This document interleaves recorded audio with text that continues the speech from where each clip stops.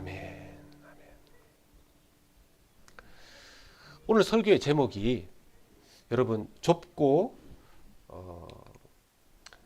설교의 제목 한번 같이 읽어보실까요? 시작. 좁고 험한 생명의 길을 가는 그대에게. 좁고 험한 생명의 길을 가는 그대에게 한 제목입니다. 제가 어렸을 때 저희 이제 아버님께서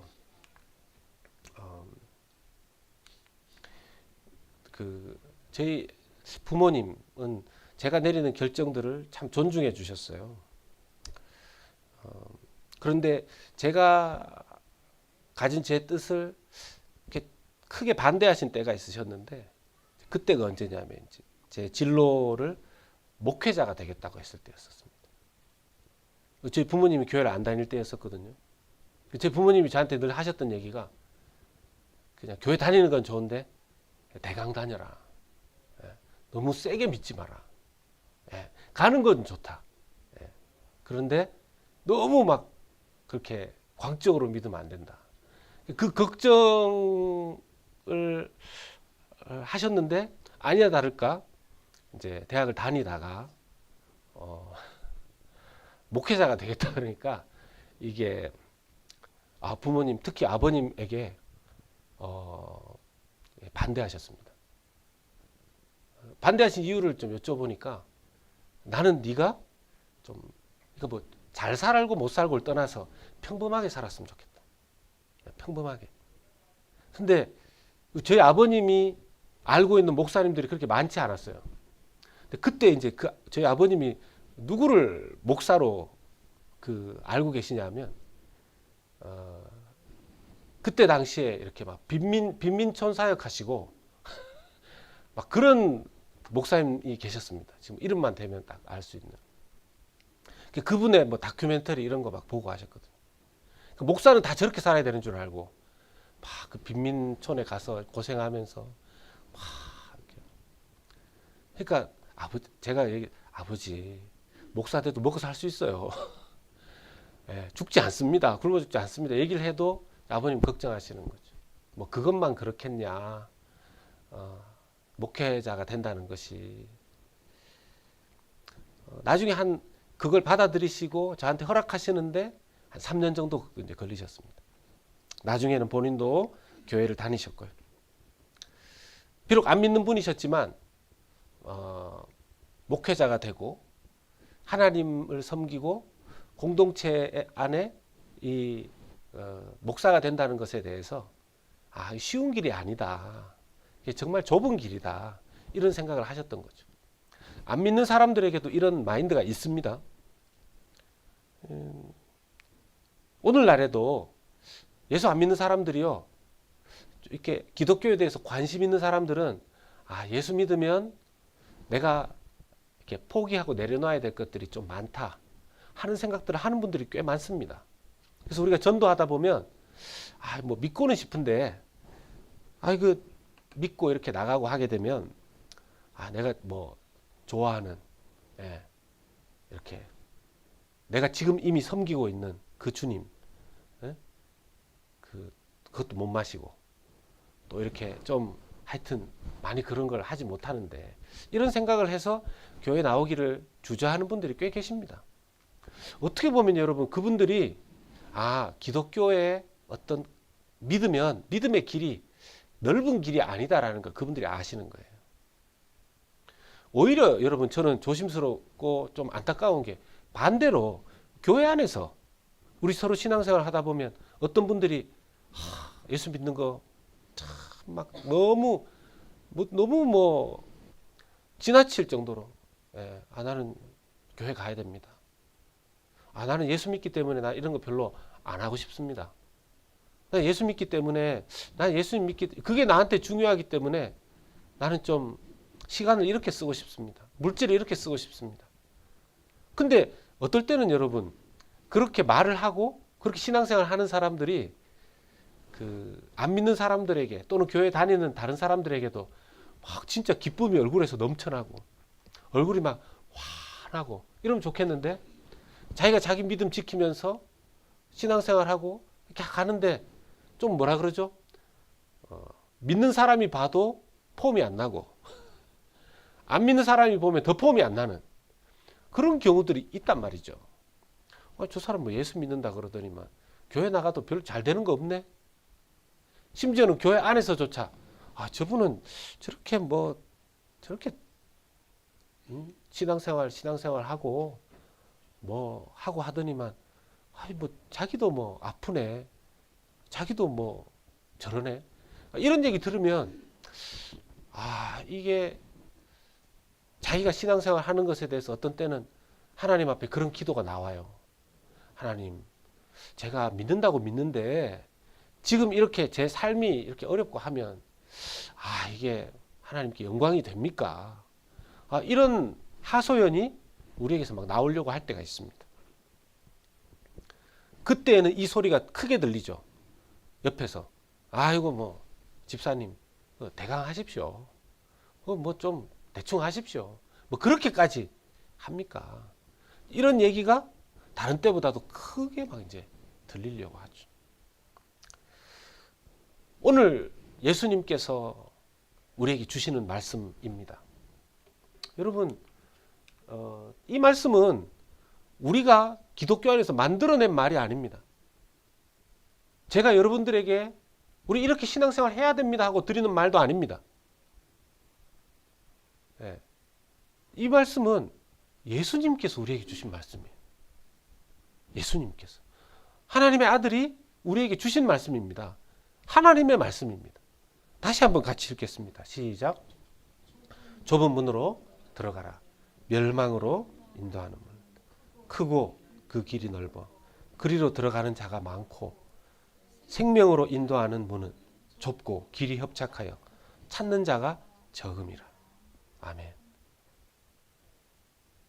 여러분 이건요 어떤 교회 정관도 아니고 목사의 어떤 표어도 아니고 우리가 세운 기준도 아니고 하나님의 말씀입니다. 예수님이 하신 말씀입니다. 예수님은 선택하라고 말씀하십니다. 네가 좁은 문으로 갈 거냐? 넓은 문으로 갈 거냐? 네가 선택하라. 여러분 선택하신 분들이시죠? 여러분들은 좁은 길을 가시겠다고 선택하신 거죠. 맞습니까? 여러분, 나는 넓은 길도 가고 그 넓은 길에서 생명을 얻고 좀 넓은 길에서 좀 그렇게 좀 갔으면 좋겠는데 그게 아니에요. 생명의 길, 예수님의 길, 십자가의 길은 좁은 길이고 여기 보면 협착한 길이라고 그랬습니다. 좁고 협착한 길. 이 협착하다는 뜻이요. 원문 성경 헬라어 원문 성경으로 보면 협착하다는 뜻이 험하다 하는 뜻으로 나와 있습니다. 험한 길이라는 거죠. 이 협착이라는 단어의 또 다른 헬라어 뜻이 고통, 환난, 핍박 이런 뜻이 함께 있습니다. 그러니까 결국 예수님의 길, 십자가의 길, 구원의 길, 생명의 길 가는데 과정 자체는 어떻다는 겁니까? 고통과 환난과 핍박이 그 길의 과정 속에 있다는 것이죠. 그럼 여러분, 내가 좁은 길, 좁은 문에 들어와서 그 좁은 길을 걸어가고 있는지 아닌지 알 수 있는 방법이 뭘까요? 이건 뭐 하나님과 우리 자기 자신 사이에만 알 수 있지만 만약 내가 좁은 문, 예수님의 문, 십자가의 문, 십자가의 길, 그 길을 가고 있다면 내가 신앙생활 잘 하려고 하면서도 틀림없이 고난과 핍박과 어려움과 험함이 있다는 것입니다. 내게 그런 것이 있다면 내가 신앙생활 잘못해서 그런 거 아닌가? 아니에요.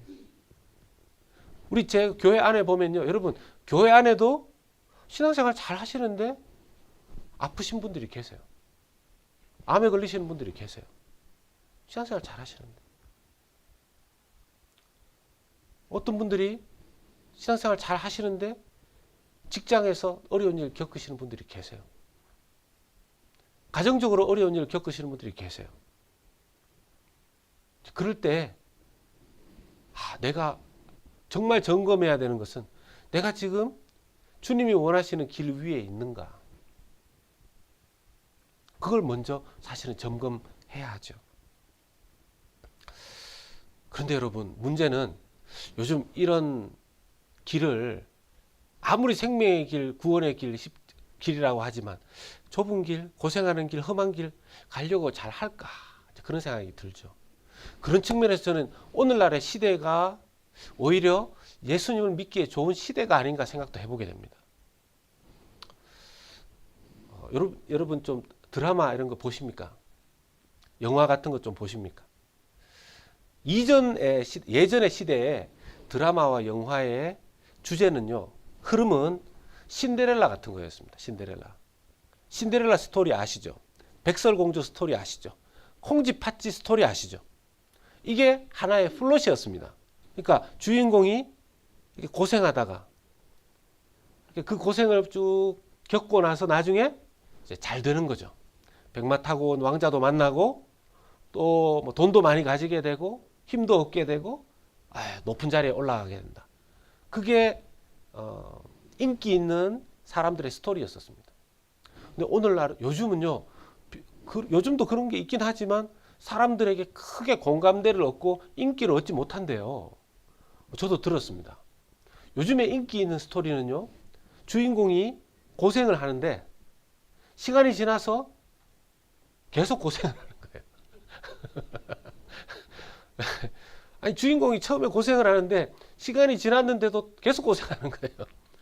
그러면 이제 드라마가 지금 끝날 때가 됐어요. 10부작이면 지금 9부작 때쯤 되면은 9화쯤 되면 이게 풀려야 되잖아요. 9화가 됐는데도 안 풀리는 거예요, 지금 삶이. 10화에서 마지막 결말에서 어떻게 끝나느냐? 그대로 고생하면서 끝나는 거예요. 뭐가 달라져 있느냐? 고생은 비슷하게 하는데 자기의 인생에 대한 관점과 그 고민과 생각들이 달라진다는 거예요. 여러분, 요즘요, 이런 드라마와 영화의 플롯이 사람들에게 공감대를 얻고 인기를 얻는답니다. 제가 이 얘기가 그럴듯하다 생각이 들었는 게, 이게 메이크센스 하다는 생각이 들었는 게, 여러분, 이 세상에 개천에서, 옛날에 이제 개천에서 용 난다는 말이 있었잖아요. 여러분, 실제로 개천에서 용이 나는 것처럼 그런 일들이 일어나는 사람들이 100명 중에 몇 명이겠습니까? 100명에 1명? 1000명에 1명? 그런 일 있을까 말까입니다. 근데 그런 스토리를 보면서 입 딱 벌리고 좋겠다. 그 이상을 가지고 살아가면요, 그 드라마가 끝나고 자기의 삶의 자리를 보면 더 허탈해요. 더 허탈합니다. 왜냐하면 자기는 안 그렇거든요. 물론 그런 드라마를 계속 보면서 거기에 빠져가지고 그런 어떤 드라마 속의, 영화 속의 모습을 동경하면서 살 수도 있습니다. 문제는 여러분, 교회도 예전에, 여러분, 팬데믹 이전의 교회들이, 죄송합니다, 제가 도매급으로 다 그렇게 하면 안 되는데, 목사로서 솔직하게 보면요, 안 그런 교회도 있고 안 그런 믿음도 있지만, 많은 경우에 교회가 주는 메시지가 하나님께 충성하고 순종하고 그렇게 하면 잘 되고 잘 살게 된다. 그런 메시지들이 많았습니다. 여러분, 간증자들이 와서 막 간증하잖아요. 10명의 간증자 중에서 대부분은요, 7, 8명, 9명까지는 자기가 예수 믿기 전에 또는 믿어도 나이롱으로 그렇게 믿다가 정말 한 방 맞고 하나님 앞에 회개하고 열심히 살고 충성하고 했더니만 하나님께서 자기의 삶에 이런 놀라운 은혜를 주셨습니다. 이게 하나의 플롯이었어요. 스토리였습니다. 근데 여러분, 지금 제가 지난주에 저하고 같이 신앙생활 했었던 한 집사님, 타주에 계신 집사님에게 전화가 왔어요.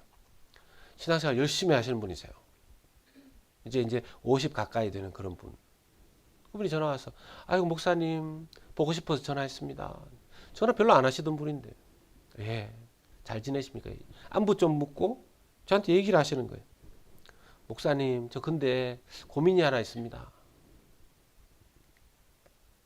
자기가 열심히 신앙생활 한다고 하고 이 코로나 중에도 코비드 19의 상황 속에서도 하나님 앞에 예배 열심히 하고 신앙을 지키려고 하고 그렇게 살았는데 하나님 지금 뭔가가 이렇게 계속 힘들고 지치고 마음이 허전합니다.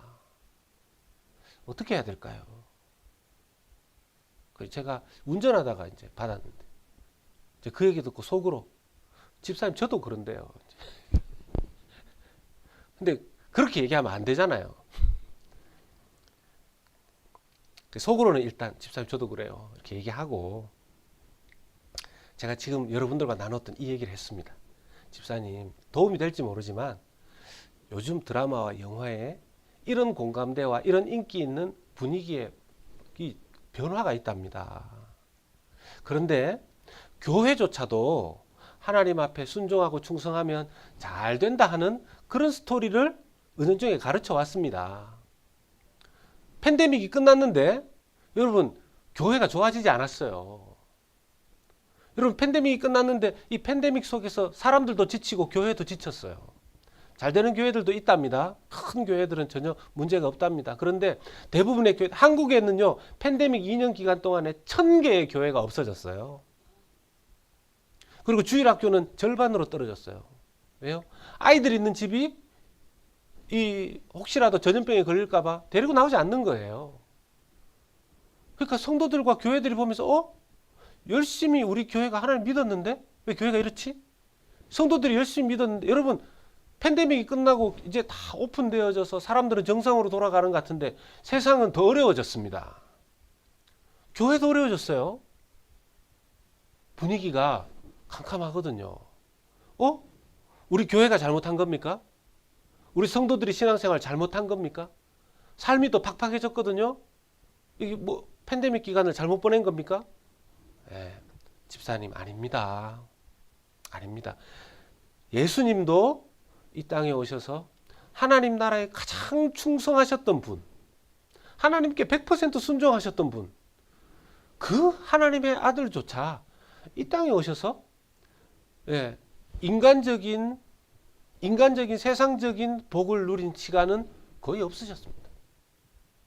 우리의 신앙은요. 여러분 지난주에 말씀을 기억하십니까?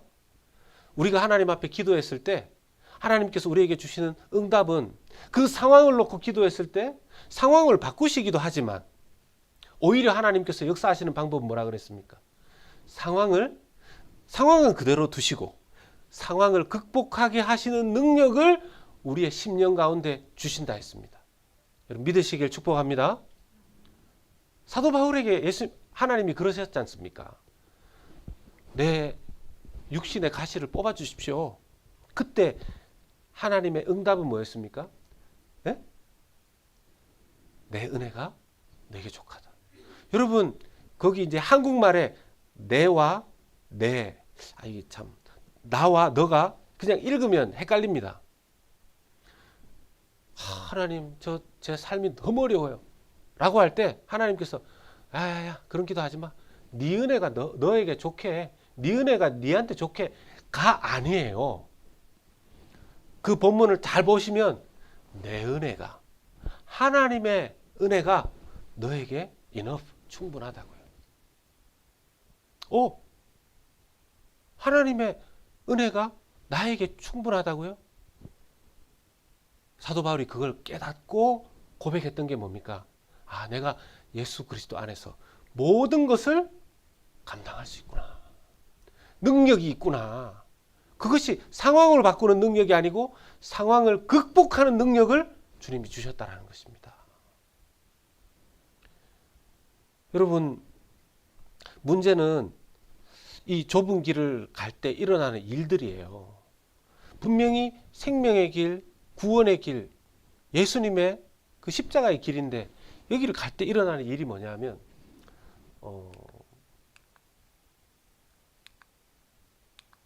여기 이 좁은이라는 단어 한번 보십시오. 좁은 13절에 7장 13절에 좁은 문으로 들어가라 그랬거든요. 제가 요즘 어떤 교수님한테 그 강의를 들으면서 목사님들 그 예배 시간에 헬라어 히브리어 좀 그만 쓰세요. 막 그런 얘기 들어가지고 이게 잘못하면 가능하면 안 쓰려고 하는데 여러분 할 수 없이 이거는 그냥 제가 자랑하려고 하는 게 아니라 이제 필요하니까 좁은이라는 저 단어가 형용사입니다. 좁은 문 형용사입니다. 이 좁은이라는 단어가 헬라어로 스테노스라는 단어인데요. 이 좁은이라는 형용사가 동사로도 바뀌고 명사로도 바뀝니다. 근데 뜻이 이 좁은이라는 뜻이 동사로 바뀌면 뜻이 좀 이렇게 바뀌어요. 어떻게 바뀌냐면요. 탄식하다, 신음하다, 불평하다, 억제하다, 깊이 탄식하다, 한숨 쉬다, 함께 탄식하다. 이런 동사로 바뀐다는 겁니다. 여러분, 좁은 문으로 들어가서 삶을 살아가게 되면 그 삶의 상황 속에서 오는 내 삶에서 일어나는 일들이 뭐라고요? 탄식하는 일들이, 한숨 쉬는 일들이, 억제되고 막 뭔가에 얽매인 것 같은 일들이 생긴다는 거예요. 나는 예수 믿었더니만 스트레스가 싹 없어졌습니다. 스트레스가 하나도 없고, 목사님 왜 얼굴을 그렇게 찡그리고 사세요? 집사님 얼굴이 이렇게 어두우세요? 장로님, 권사님 뭐 그리 세상 걱정 근심을 가지고 사세요? 저처럼 그냥 환하게 하하하 막 이러면서 그렇게 사세요. 왜 스트레스를 받으세요? 무슨 예수 믿는 사람이 그렇게 스트레스를 받습니까? 그런 얘기 들으면요, 목사인 저도 믿음이 없어가지고. 근데 여러분, 좁은 문으로 들어가서 살게 되면 이 스테노스가 동사로 될 때 탄식하고 한숨 쉬고 억제받고 고난받고 그런 동사로 바뀐다는 거예요. 그런 삶이 우리에게 주어진다는 겁니다. 그러면요, 여러분, 어떤 측면에서는 내가 바른 길을 걸어가고 있구나.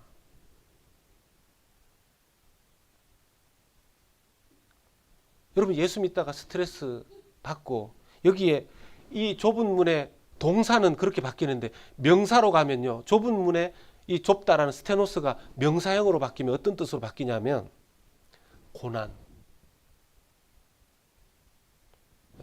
예수 믿는 사람을 딱 볼 때 어떻게 규정 지을 수 있는가? 고난,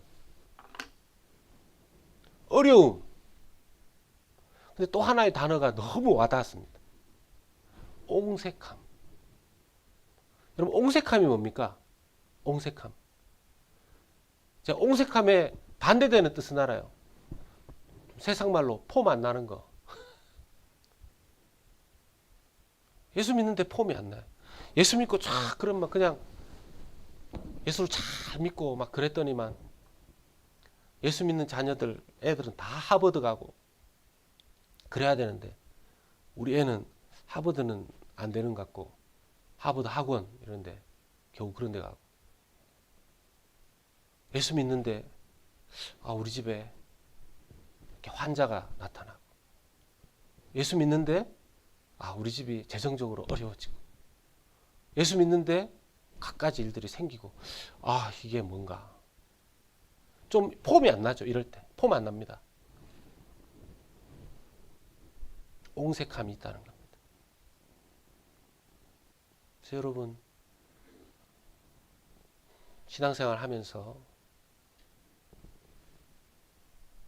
내가 주님을 잘 믿는다고 믿는데 하나님 환경이, 상황이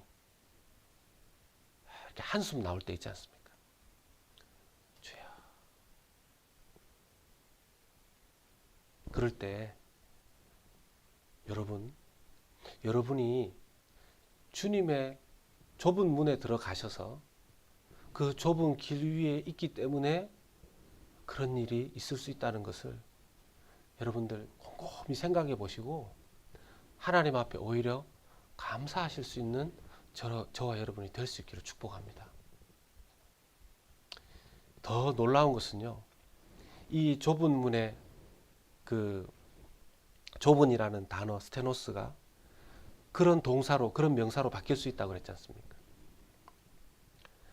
그런 탄식하고 한숨 쉬는 거.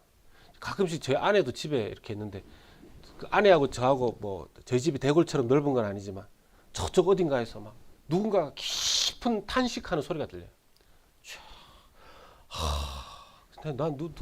뭐 토네이도가 왔나, 뭐 집이 쓰러지나.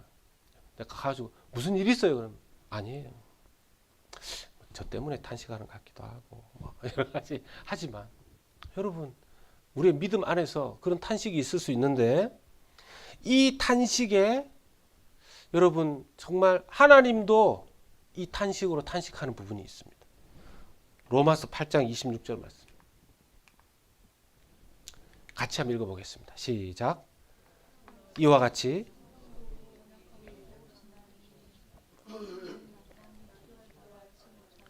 오직 성령이 말할 수 없는 탄식으로 우리를 위하여 친히 간구하시느니라. 아멘.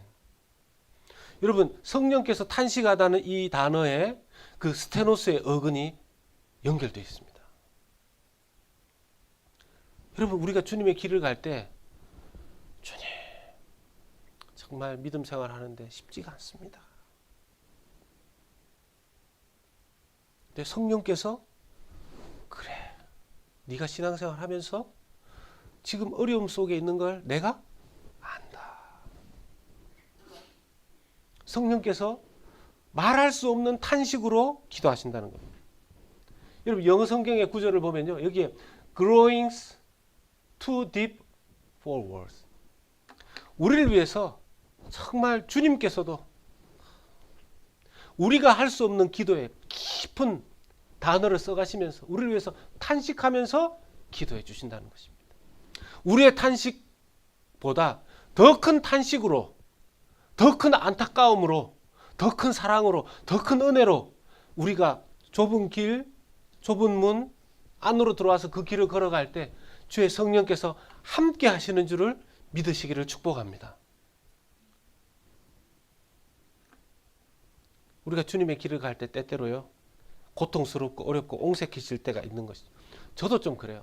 어떤 때는 저뿐만입니까? 여러분들도 좀 막 주님의 일에도 막 돈이 좀 많고 가만히 있어도 막 돈이 막 가만히 있어도 막 한 달에 10,000불씩 100,000불씩 막 들어와가지고 이 돈을 막 어디 주의 나라에 막 선교와 전도와 교회와 막 주변의 이웃에 어떻게 쓸 데 없나 좀 이게 막 팍팍 쓰고 그랬으면 얼마나 좋겠습니까? 근데 실제로는 안 그래요. 옹색해요. 이렇게 주의 일을 좀 하고 싶은데 내 손에 지금 잡히는 돈이 거기서 그게요. 그래서 어떨 때 제가 이렇게 보면 성도님들 보면 눈빛에 그냥 더 어떻게 막 하고 싶은데 막 그게 안 되니까 막 안타까워하는 그런 모습을 볼 때 있습니다. 여러분 하나님은 여러분들의 그런 모습을 기뻐하신단 말이죠. 왜요? 하나님을 위해서 험한 길을 가려고 하는 그 자세를, 태도를, 그 믿음을 주님께서 사랑으로 보신다 하는 것을 믿으시길 축복합니다.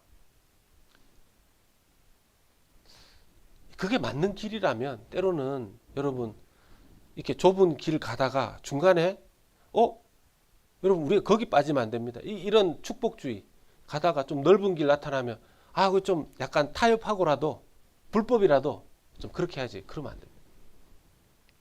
한국에 김익두 목사님이라는 분이 옛날에 계셨습니다. 이분이 예수 믿기 전에 한 주먹 쓰시는 분, 그냥 그런 분이셨는데 예수님을 믿고 나중에 목사까지 되셨습니다. 일제시대 때 이분이 신사참배운동에 반대하다가 감옥에 계속 들어가시고 나중에는 순교하시게 됩니다. 어느 날 이분이 해주라는 감옥에 이제 신사참배 반대하다가 일본 순사에 잡혀서 감옥에 이제 들어가시게 됐는데 이 감옥 안에 이렇게 있는데 그 옆방에서 찬송 소리 들립니다. 뭐 이렇게 찬송하는 소리. 이거 김익두 목사님이 들으시면서 자기도 따라 하시는 거죠. 그 후렴 부분. 그리고 나서 묻습니다. 그거 누구시오? 이름이 어떻게 되시오? 나는 김익두 목사입니다. 그럼 형제는 누구시오? 이렇게 물어본 거죠. 그러니까 자기가 저는 누구입니다. 제가 죄를 지어서 여기에 들어왔습니다. 15년형을 받았습니다. 근데 저는 이 15년형 받았는데 여기 들어와서 예수 믿고 기도하고 하다 보니까 내가 회개하고 내가 이 감옥에 들어온 것이 억울하고 이런 게 아니라 나는 더 큰 벌을 받아야 되는 사람인데 여기에 들어와서 징역 살고 하는 거 마땅하다고 생각합니다. 저 여기서 죽어도 괜찮습니다. 그런 마음으로 회개하는 마음으로 이 친구가 있는 거죠. 근데 그 동료들 중에서 이제 탈옥을 꿈꾸는 사람들이 생긴 겁니다. 그래서 그 예수 믿는 형제에게 얘기하죠. 아유, 자네도 15년을 여기 어떻게 있냐고. 이거 우리 탈옥할 때 같이 나가자고. 그 이제 이분이 얘기하죠. 아, 내가 회개하는 마음으로 나 여기 있는데 나 15년 사는 거 내 마땅한 내 벌 받는 거라고. 괜찮습니다. 뭐 이런 걸로 탈출 안 하겠습니다. 그러니까 이 예수 믿는다는 사람이 지금 정신이 이렇게 됐나 싶어서 자기들끼리 이제 실행에 옮기죠. 걸렸을까요? 안 걸렸을까요? 뭐 감옥 지키는 사람들은 바보입니까? 당연히 걸리죠. 걸려서 이 사람들은 죄가 더해지니까 징역을 더 많이 살게 되죠. 근데 조사를 하는 과정에서 이 사람은 왜 도망 안 갔는가 알아보니까 처음부터 가담도 안 했고 자기 죄가 자기는 여기서 벌 받는 게 마땅하다. 죽어도 된다. 내가 잘못했습니다. 이런 마음으로 거기서 있으니까 15년형을 확 줄여가지고 3년형으로 바꿔버린 거예요. 잘 가다가 중간에 다른 길로 세면 안 됩니다. 계속. 여러분, 그런데 이제 마지막으로 기억해야 될 것은 우리가 이 길을 감에 있어서 문제는 이 길을 감에 있어서 우리 힘으로 갈 수가 없다는 겁니다. 여러분, 이 길 우리 힘으로 못 갑니다. 가는데 고난과 여러분 그런 게 좋으신 분 혹시 계십니까? 나는 고난만 받으면 막 너무 막 기분이 좋고 난 누가 나를 막 핍박하고 싫어하고 이러면 너무 해피해지고 막 에너지가 막 생기고 막 그런 분 혹시 계십니까? 병원에 가야 됩니다. 그런 병원에 가야 돼. 신앙생활 잘해보려고 하는데 막 다 스트레스고 막 남편도 스트레스고 와이프도 스트레스고 가족도 스트레스고 상황도 스트레스고 막 날씨도 스트레스고 어떤 때는 바람 불었다가 어떤 때는 뜨거웠다가 어떤 때는 추웠다가 막 날씨가 막 희한하게 모든 게 막 다 스트레스고 이걸 어떻게 감당합니까? 여러분 목사라 하더라도요 자기 힘으로는 이 좁은 길, 십자가의 길, 구원의 길, 생명의 길 갈 수 없습니다. 누구도 절대로 갈 수 없습니다. 자기 힘으로 자기 의지로 내 의지로 일어나려고 못 갑니다. 못 일어섭니다. 힘이 딸리는데 어떻게 해요? 내 의지보다 상황이 더 어려운데요. 여러분 놀랍게도 말씀을 보시면 이 14절의 말씀에 이렇게 나옵니다. 생명으로 인도하는 문은 여러분 우리가 좁은 문으로 갈 것이냐 넓은 문으로 갈 것이냐 그 선택은 누가 합니까? 우리가 해야 됩니다. 그 우리 몫이에요.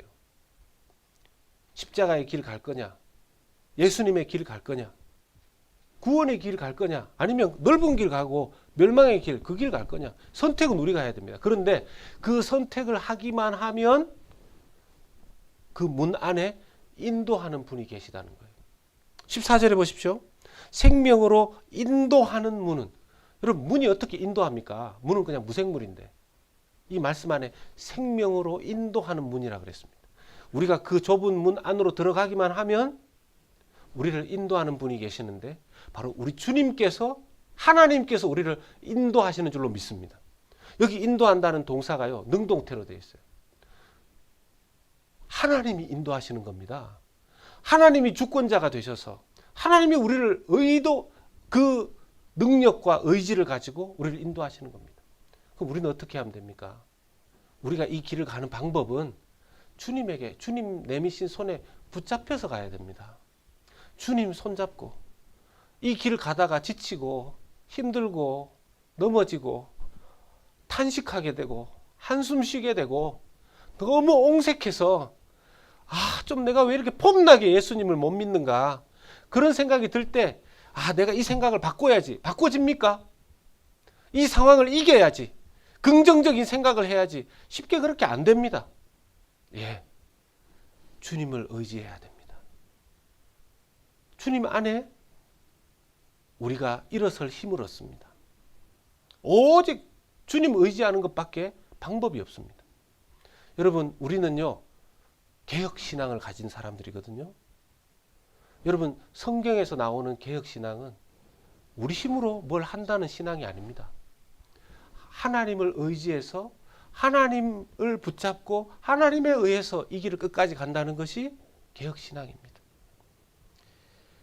주권적으로 인도하시는 그 주님 손에 붙들림 바 될 때에 우리는 다시 이 고난의 길, 힘든 여정 끝까지 갈 수 있는 것이죠. 우리가 걷는 이 길 끝에는 끝이 있습니다. 넓은 길을 갔던 사람 중에 대표적인 사람, 볼테르라는 사람입니다. 유명한 철학자 볼테르는 마지막 순간에 자기의 임종의 직전에 이렇게 말했습니다. 나는 하나님과 인간에게 버림받았습니다. 나는 지옥으로 갑니다. 이 말을 남기고 죽었습니다. 평생을 기독교를 비판하고 성경을 조롱했던 사람입니다. 나중에 볼테르가 죽은 그 자리에 성서 공회가 생겼어요. 성경 출판하고 찍어내는, 하나님이 섭리하신 거죠. 그런데 평생을 예수의 길, 십자가의 길, 믿음의 길을 갔던 전도자 무디 선생님, 그가 마지막 임종 직전에, 여러분 이렇게 사람이 돌아가시기 전에 그 바로 직전에 잠시 의식을 얻는 그 짧은 시간이 있거든요. 그때 무디 선생님이 깨어나서 그랬습니다. 땅이 사라지고 하늘이 내 앞에 열리고 있다. 이것이 죽음이라면 얼마나 아름다운고. 여기는 골짜기가 없다. 하나님이 나를 부르시니 나는 가야 한다. 사랑하는 성도 여러분, 끝이 다른 겁니다. 넓은 길의 끝과 좁은 길, 십자가의 길, 예수님의 길, 생명의 길의 끝이 다른 겁니다. 여러분, 어떤 길을 가다가 가장 중요한 것, 보배, 우리가 받는 생명, 구원, 얼마나 엄청난 결론인지 우리가 알아야 할 것입니다. 말씀을 맺습니다. 사랑하는 성도 여러분, 우리가 이 좁은 길, 십자가의 길, 예수의 길, 생명의 길 계속 가려면요, 예배해야 합니다. 혼자 예배하는 것이 아니고 이렇게 나와서 함께 예배해야 합니다. 혼자 예배하는 것과 함께 예배하는 힘이 달라요. 힘이 달라요. 예배자가 되어야 됩니다. 하나님을 의지하는 습관이죠. 여러분 큐티 하셔야 합니다. 여러분 큐티 하십니까? 하나님 말씀 묵상하셔야 돼요. 꼭 묵상하셔야 돼요. 내 삶이 말씀 위에 있습니까? 하루하루를 기도로 보내셔야 합니다. 여러분 기도로 의지해야 됩니다. 기도하며 주님의 손 맞잡고 주님이 보여주시는 그 길을 가야 되겠습니다. 이번 한 주간 여러분, 내가 어느 길 위에 있는가? 내가 좁은 길, 십자가의 길, 생명의 길 위에 있는가? 나는 이 길을 주권적으로 인도하시는 그 주님의 손을 기도로, 예배로, 말씀으로 붙잡고 가고 있는가? 그러므로 말미암아 이 길을 감사하고 또 하나님 향한 그 기쁨으로 이 길을 계속 걸어가시는, 그리고 끝날에 반드시 새하늘과 새 땅을 보게 하시는 그 구원의 결말과 생명의 결말을 다 보게 되시는 우리 귀한 성도님들 되시기를 예수 그리스도 이름으로 축복합니다. 아멘.